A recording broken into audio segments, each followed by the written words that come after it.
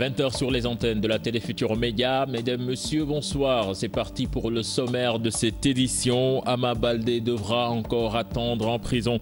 Son procès reporté jusqu'au 7 juillet prochain. La demande de liberté provisoire des avocats du lutteur a été refusée par le tribunal.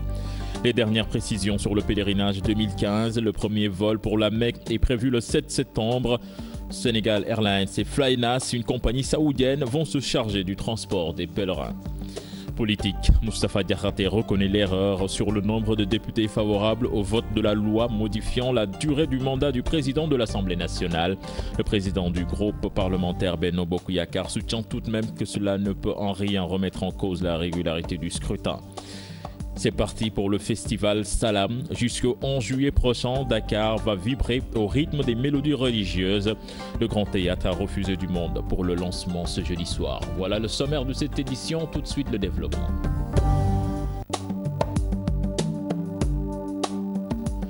Bienvenue à toutes et à tous. Le procès Ama Baldé reporté jusqu'au 7 juillet prochain. Malgré tout, les avocats du fils de Falaye Baldé ont demandé une liberté provisoire pour leur client. Une demande refusée par le tribunal. Le champion de lutte est poursuivi pour acte de violence sur un agent et voie de fait. Compte rendu signé à Chérif Dia. Ama Baldé retourne à Rebeuss en attendant mardi. Son procès a été renvoyé à la demande des avocats de la partie civile. Nous avons demandé qu'on retienne l'affaire parce que la partie civile s'est présentée, le policier en question, son avocat aussi. Au moment de passer à la plaidoirie, l'avocat de la partie civile a demandé un renvoi qu'on ne comprend pas d'ailleurs. C'est une chose qui est concevable dans le cadre d'un procès pénal. Un avocat qui se constitue pour la première fois a le droit de préparer sa défense. Donc nous nous y attendions, donc ce n'est pas surprenant. J'avais déjà préparé mon client Ama à cela. Après le renvoi, les avocats du lutteur avaient introduit une demande de liberté provisoire qui a aussi été rejetée par le juge. Obtenir la liberté provisoire de Ama Baldé. Mes autres confrères aussi ont demandé la même chose. Et en général, si le parquet ne s'oppose pas, c'est trop facile. Le tribunal, très souvent, dans 99% des cas, lorsque le procureur ne s'oppose pas, le siège accorde la liberté provisoire. Loin de Ama Baldé l'idée d'indemniser des coups de poing à des policiers. Ça ne s'est pas passé ainsi. Pour la liberté provisoire, les juges ont décidé souverainement et à l'audience, on va plaider le dossier en invitant les uns et les autres au calme. Les déboires judiciaires du chef de file de l'écurie Falaye Baldé interviennent à moins d'un mois de son combat contre Guigui. Ses avocats comptent s'y appuyer pour obtenir sa libération. Les jours qu'il passe en détention lui causent un énorme préjudice. Et là, il s'en est plaint. C'est effectivement le cas. Aujourd'hui, Ama est un jeune champion qui peut être réhabilité. Et nous avons l'obligation d'aider ces jeunes stars qui ont une foule derrière eux et qui également ont toujours donné l'exemple. Et tel a été le cas pour Ama Baldé. Vêtu d'une tenue traditionnelle blanche, Ama Baldé a comparu visiblement abattu par son séjour carcéral. Ses nombreux fans ainsi que le monde de la lutte étaient au tribunal pour le soutenir. La violence dans le milieu de la lutte ne date pas d'aujourd'hui. Pour les acteurs de ce sport, hors de question d'alourdir les sanctions. Ils prônent plutôt une large concertation pour éradiquer ce fléau. Un sujet signé à Pape Nderifal et Adama Gueye. Les démons de la violence continuent d'imposer leurs lois dans l'arène sénégalaise. Pour les acteurs, l'heure n'est pas aux sanctions lourdes, mais plutôt au dialogue. Les lutteurs ne maîtrisent plus leur environnement, tel que les fans clubs, les supporters, entre autres. Maintenant, on doit quand même faire une rencontre, un forum qui regroupe les lutteurs, le CNG ou bien l'association des lutteurs, les promoteurs et le CNG afin de discuter du sujet et de la préoccupation qui est la violence. De l'avis de Pape Doufal et Cheikh Sarr, le CNG fait son travail. Ils invitent les services de sécurité publique à plus d'implication. On ne peut pas parler de laxisme parce que le CNG te dit que amène une personne, deux personnes, tu ne te conformes pas ou bien il y a des supporters qui arrivent. Mais écoute, on te sanctionne financièrement. La sécurité est nécessaire pour nous. En ce qui concerne, dans l'arène, il y a la sécurité. À l'intérieur, il y a la sécurité, mais à l'extérieur, il n'y a pas de sécurité. Ces acteurs de la lutte ne pensent pas abandonner ces face-to-face. même s'ils finissent en général par des bagarres. On ne peut pas aller vers l'abandon des CSI parce qu'aujourd'hui, le sponsor qui investit son argent, il a besoin de visibilité. Maintenant, comment les faire? C'est ça qu'il faudra réfléchir. Je crois qu'il faut réduire le nombre. Qu'est-ce qu'un lutteur qui vient avec 15 personnes, un lutteur qui vient avec 10 personnes, mais c'est pas important. Depuis quelque temps, la violence gagne du terrain dans les milieux de la lutte. Après celles qui ont émaillé les combats Boy Niang Zoss, Balla Gaye de Yékini, Siteu Zarko entre autres, le promoteur Pape Abdou Fall appelle à une concertation tripartite entre le CNG, les promoteurs et les lutteurs. Pam Derifal, merci. Je vous le disais en sommaire, pèlerinage 2015, le premier vol quitte Dakar le 7 septembre. Cette année, 2 compagnies aériennes vont se répartir la tâche, donc en l'occurrence Sénégal Airlines et Flynas, une compagnie saoudienne. Un conseil interministériel s'est tenu aujourd'hui en présence du Premier ministre Mohamed Boun Abdallah Dionne et du commissaire au pèlerinage. Compte rendu signé Fatou Bintou Kanté et Tierno Laurent Mendy.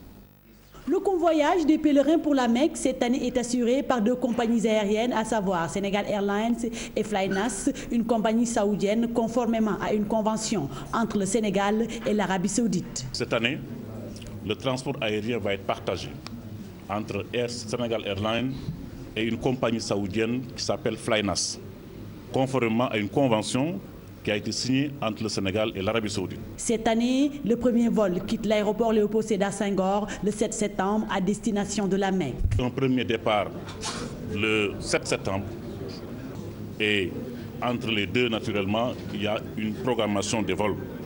Le ministre des Affaires étrangères, Mankeur Ndiaye, annonce que l'État tend vers la privatisation du pèlerinage où cette année, seuls 2000 pèlerins feront partie de la délégation officielle. Nous avons un quota de 10 500 pèlerins. Mais compte tenu de la décision de M. le Président de la République d'engager une privatisation du pèlerinage, cette année, l'encadrement officiel n'aura que 2000 pèlerins. Pour la sécurité des pèlerins, le ministre des Affaires étrangères révèle que l'ANACIM ne délivrera aucun certificat de navigabilité s'il n'a pas d'assurance sur la qualité des avions. Levée de rideau du festival Salam la nuit de ce jeudi et ce jusqu'au 11 juillet prochain. Donc ce festival de musique religieuse initié par Youssou N'Dour a réuni des festivaliers sénégalais et étrangers au Grand Théâtre. Le public venu nombreux à apprécier le spectacle. Mambiram Diouf et Mardien.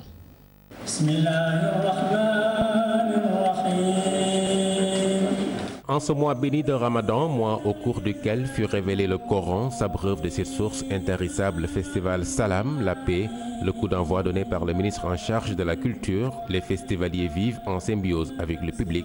Azanazir nous vient du Maroc.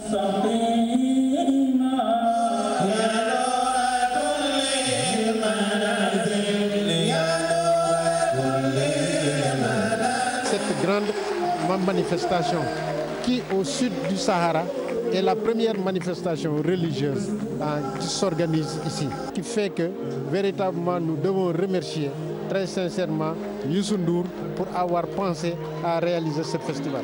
L'appel du chanteur Youssou N'Dour, par ailleurs ministre conseiller du président Macky Sall, a vibré de partout pour être ressenti jusque dans les cœurs. Avant tout, dit-il, il s'agit de ressortir et de partager tout ce que le Sénégal regorge comme richesse et qui trouve son fondement dans l'islam. J'aimerais que ce festival-là soit un cadre qui nous permet aussi, nous, en tant que Sénégalais, de participer sur la table aujourd'hui sur la grande question sur l'islam, avec son rôle dans le monde d'aujourd'hui. L'islam n'est pas une religion seulement pour les Arabes, c'est une religion aussi pour l'Afrique noire, comme l'a dit M. le ministre de l'Agriculture.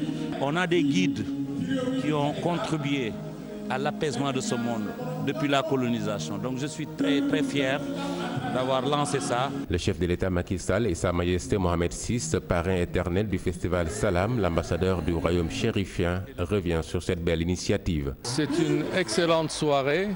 Je crois que ce qui se passe dans la salle est très expressif par rapport à cette initiative et nous pensons que le festival est parti pour être une grande réussite.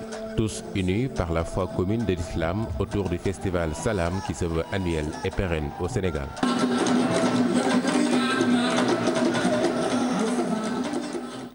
L'objectif de ce festival est de s'internationaliser. Son coordonnateur Abdoulaziz Mbaye soutient que l'édition de 2015 est une avancée importante dans le déroulement du projet. Je vous propose de l'écouter toujours au micro de Mardien et Mambiram Diouf. C'est une possibilité d'organiser et d'améliorer le tourisme religieux qui est un facteur innovant. De Touba à Tivaouane en passant à Ndiassane et à Layène, c'est des temps forts pendant lesquels on peut attirer un certain nombre de touristes pour venir assister à nos différentes fêtes et comprendre effectivement que nous aussi, étant un pays sous-développé, nous avons une capacité religieuse de se surpasser pour être à la dimension des autres pays. Qui sont les festivaliers? Les festivaliers, on a pris le Maroc comme parrain, donc les Marocains sont forcément des festivaliers, la Mauritanie pour un premier temps. Nous n'avons pas voulu presser le pas pour éviter un peu des problèmes, pour éviter un peu des couacs. Nous avons voulu arrêter à ces deux pays-là, essayer de tirer les conclusions de nos manifestations, évaluer pour pouvoir l'année prochaine appeler d'autres pays qui se sont manifestés pourtant. Ils nous ont dit qu'ils voulaient participer à notre émission, donc on a fait ça. Puis le public venu nombreux au Grand Théâtre a salué l'initiative tout en souhaitant la pérennisation de l'événement. Quelques réactions donc à suivre avec Kodenyaï et Mardia. C'est une bonne initiative, cela prouve que Youssou Ndour est aussi intéressé par les chants religieux.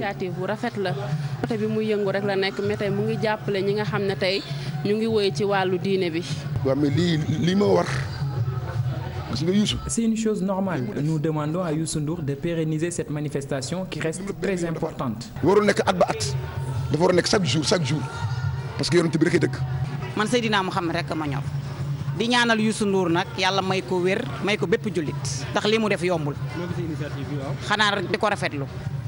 Nous remercions M. Youssou Ndour pour cette belle initiative. Maintenant, il faut l'étendre dans toutes les régions. Nous avons écouté de très belles chansons. lii daal lu neex la lu war a jeex waaw li fi jàll yëpp rafetlu ko rek ndax bu ñëw rek nga ne biya dàq. jullit ñëpp ay mbokk naan alxuraan wax ne innamal mu'minuuna ixwatun fa aslihu bayna axawaykum. Nous sommes tous des musulmans. Si Youssou Ndour mobilise tous les chanteurs de toutes confréries confondues, nous ne pouvons que nous en féliciter. bu nekk mu jël ci koo xam ne kuy tagg Seydina Mohamed sallallahu alayhi wa sallam la boole ko ci bis bi nga xam ne moom la woote. Nous parlons politique à présent avec le débat sur le vote de la loi modifiant la durée du mandat du président de l'Assemblée nationale qui se poursuit à toujours. Moustapha Diakhaté reconnaît l'erreur sur le nombre de députés favorables au vote. Cependant, le président du groupe parlementaire Benno Bokk Yakaar déclare que cela ne peut en rien remettre en cause la régularité du scrutin. Je vous propose là-dessus de suivre ce sujet signé Adi Atala et Mardien. Après la contestation du vote de la loi numéro 13-2015 par l'opposition qui récuse le nombre de votants, Moustapha Diakhaté, le président du groupe de la majorité, confirme l'erreur sur le décompte. Ce qui est du décompte, il n'y a pas eu d'erreur pour le décompte des 4 abstentions. Ce sont effectivement 4 voix qui sont exprimées pour voter contre, pour abstention. Il n'y a pas aussi d'erreur pour ce qui concerne les votes contre ces 4 députés. Là où, de mon point de vue, il y a eu erreur, c'est le décompte des votes pour. À mon avis, ceux qui ont voté, ça n'atteint pas le chiffre de 144. Et je crois que c'est une erreur de bonne foi. Vous savez, il est plus facile de compter 4 mains levées pour abstention ou contre la loi qu'une forêt de mains levées pour exprimer leur adhésion par rapport à la proposition de loi que nous avons faite. Néanmoins, selon le président du groupe Benno Bokk Yakaar, cet état de fait ne peut en aucune manière invalider le scrutin. Il déclare en outre que la reprise du vote relève de la violation des textes. Le vote à l'Assemblée nationale ne peut pas faire l'objet d'une rectification. Une fois que le président de l'Assemblée nationale prononce que l'Assemblée a adopté, le vote est définitif. Tout ce qu'il pouvait faire, c'est de demander à ce que soit mentionné dans le procès verbal leur récrimination. Et ça, il devait le faire juste après le vote. Le député de la majorité déplore par ailleurs l'agitation autour du débat. Ces collègues-là, ils sont déversés dans ce pays-là des flots de contre-vérité, de manipulation, d'amnésie et de mensonges. Cela ne leur suffit pas. Donc après avoir perdu et la guerre et la bataille, maintenant ils sont en train de perdre leur honneur. De l'avis de Moustapha Diakhaté, l'heure est au travail à l'hémicycle et il invite ses collègues à se réunir autour de l'essentiel. Nous parlons santé à présent avec la première validation du diplôme universitaire d'endo-urologie. 6 docteurs issus du Sénégal, du Bénin, du Tchad et du Burkina Faso ont effectué leur soutenance de mémoire. L'objectif visé est de répondre aux besoins réels de nos régions en matière de traitement des pathologies liées à l'appareil urinaire. Là-dessus, je propose d'écouter les explications du professeur Serigne Magaye, interrogé par Alassane Ba. Nous avons pensé qu'il fallait former nos praticiens ici dans nos conditions d'exercice, mais dans la qualité, afin de leur permettre d'avoir, en tout cas, des rudiments qu'il leur faut pour répondre aux besoins des populations en urologie. Quand on parle d'urologie au Sénégal, comme partout dans le monde, je pense que l'urologie est l'une des spécialités les plus larges, parce que s'occupant de personnes depuis la naissance jusqu'aux personnes les plus âgées, mais s'occupant des deux genres, c'est-à-dire des hommes comme des femmes. Et vous savez très bien que rien que la pathologie de la prostate constitue un élément extrêmement important de ce que nous faisons tous les jours, de notre pratique, parce que touchant un homme sur 2 à partir de l'âge de 50 ans. Nos populations prenant de plus en plus de l'âge, je ne dis pas vieillissant, de plus en plus de l'âge, et je pense que les populations étant aussi de mieux en mieux informées grâce à vous, grâce à la presse, ces populations vont de plus en plus aller à l'hôpital et nous allons de plus en plus diagnostiquer des problèmes urologiques et nous allons devoir faire face à ces problèmes. Nous avons 6 participants pour cette session qui viennent du Sénégal, du Bénin, du Burkina Faso et du Tchad. C'est parti pour la page des sports. Avant de boucler cette édition, retenez d'ailleurs que le Sénégal affronte la Gambie demain à Banjul, match comptant pour les éliminatoires du CHAN 2016. Donc le Sénégal avait gagné à l'aller 3-1. Certainement dans nos prochaines éditions, nous y reviendrons avec nos envoyés spéciaux sur place, Pape Faraning et Younous Diatta. Football toujours, la Ligue sénégalaise promet d'offrir une enquête sur les incidents qui ont émaillé la rencontre Stade de Mbour-Niary-Tally le week-end dernier lors de la 24e journée de la Ligue 1. Selon Amsata Fall, les vidéos du Stade Caroline Faye seront mises à contribution pour situer les responsabilités. Je vous propose de l'écouter, il est interrogé par Pape Chertiak. Aujourd'hui, avec ce qui s'est passé à Mbour, nous savons que Mbour est équipé de caméras de surveillance. Nous allons demander, en tout cas, à la suite, disons, des rapports des comités, des rapports et des documents officiels, nous allons demander à ce que, disons, le directeur du SAT nous envoie, en tout cas, l'intégralité des images qui se rapportent. Et on n'hésitera pas, en tout cas, à voir quels en sont les auteurs et les responsables en tout cas, pour demander à la Ligue, disons, de sanctionner. Parce qu'il y a des choses qu'on ne peut pas tolérer au football. Voilà, c'est la fin de ce journal. À la suite du programme avec Bouba qui est déjà en place. Bouba, bonsoir. Bonsoir, cher Gandiaro. Voilà, donc je vous laisse la suite. Ce qui vous attend, ce qui attend les téléspectateurs sur la Télé Futurs Médias.